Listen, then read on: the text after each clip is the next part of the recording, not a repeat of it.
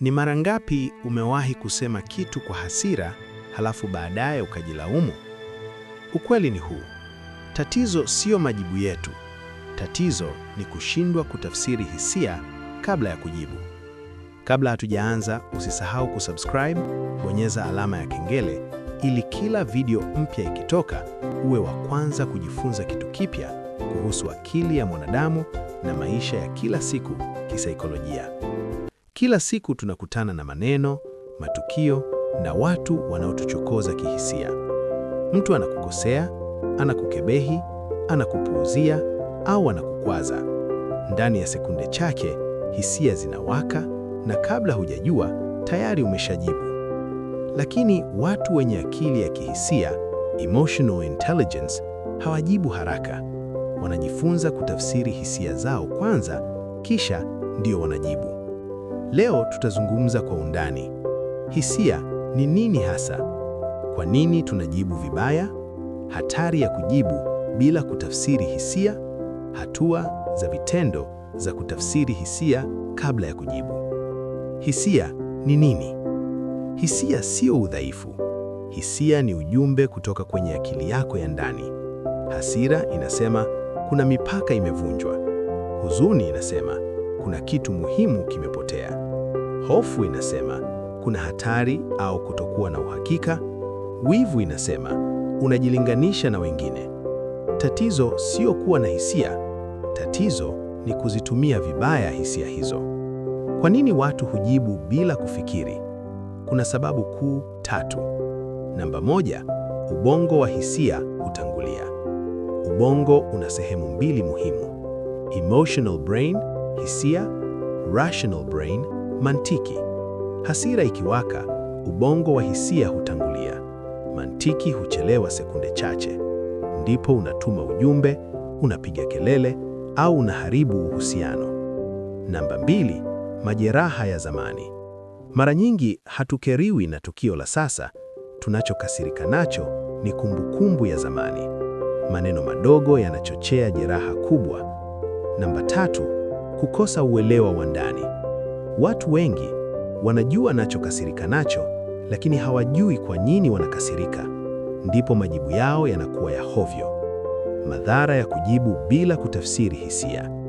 Kujibu bila kutafsiri hisia kunasababisha kuvunja mahusiano, kujenga chuki zisizoisha, kujiharibia heshima, kujilaumu baadaye, kupoteza fursa muhimu. Maneno yaliyotamkwa kwa hasira hayawezi kurudishwa. Kutafsiri hisia kabla ya kujibu, maana yake ni kusimama, kutambua unachohisi, kuelewa chanzo chake, kisha kuchagua jibu sahihi, sio jibu la haraka. Ni nguvu ya ndani, sio udhaifu. Hatua 5 za kutafsiri hisia kabla ya kujibu. Hatua ya kwanza, simama kidogo. Usijibu hapo hapo. Pumua, nyamaza sekunde chache, ondoka kidogo kama inawezekana. Ukimya wa muda mfupi huokoa miaka ya majuto. Hatua ya pili, ita hisia kwa jina. Jiulize, je, ninahisi hasira? Ninaumizwa? Nimeogopa? Nimekatishwa tamaa? Ukipaa hisia jina, tayari umeipunguza nguvu. Hatua ya 3, jiulize, kwa nini? Swali muhimu sana. Ni nini hasa kimeniumiza hapa? Mara nyingi sio maneno, bali maana tuliyoipa. Hatua ya 4, chagua jibu. Usijitoe kihisia. Jiulize, nikijibu sasa, nitaongeza au kupunguza tatizo? Nitaijenga au nitaivunja hali? Watu wenye akili ya kihisia huchagua majibu, hawajitoi kihisia. Hatua ya 5, jibu kwa utulivu na heshima. Jibu bila matusi, bila kupandisha sauti, bila kulipiza kisasi. Utashangaa kuona utulivu wako unamchanganya anayekuchokoza. Faida za kutafsiri hisia kabla ya kujibu. Namba 1, unapata udhibiti wa nafsi, self control. Unapotafsiri hisia kabla ya kujibu, hisia haziendeshi maisha yako.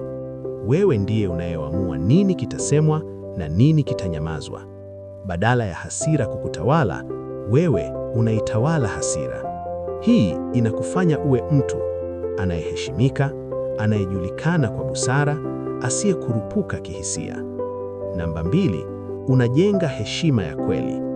Watu wengi hudhani heshima inapatikana kwa kupaza sauti, kujibu kwa ukali, kuonesha nguvu. Lakini ukweli ni huu, utulivu hujenga heshima kuliko hasira. Unapojibu kwa utulivu, watu huanza kukuheshimu kimya kimya. Maneno yako hupewa uzito. Hauonekani dhaifu, bali mwenye nguvu ya ndani. Namba 3, unalinda na kujenga mahusiano. Mahusiano mengi ya ndoa, ya kifamilia, ya kikazi, ya kirafiki yamevunjika si kwa sababu ya tatizo kubwa, bali kwa majibu ya hasira yasiyotafsiriwa. Unapotafsiri hisia, unazuia maneno ya kuumiza, unapunguza migogoro isiyo ya lazima, unajenga mawasiliano yenye afya.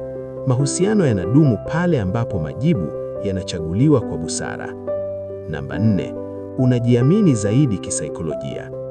Kujibu kwa hasira mara nyingi hufuatwa na majuto, kujilaumu, kujiona dhaifu.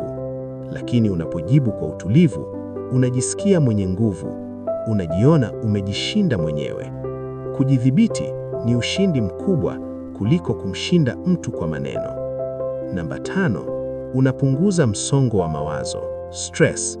Hasira ya mara kwa mara huchosha akili, huumiza moyo, huvuruga amani ya ndani.